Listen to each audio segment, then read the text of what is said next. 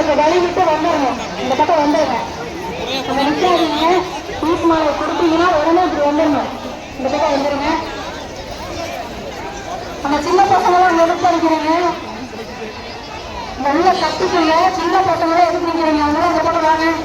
அங்கே நிற்காதீங்க.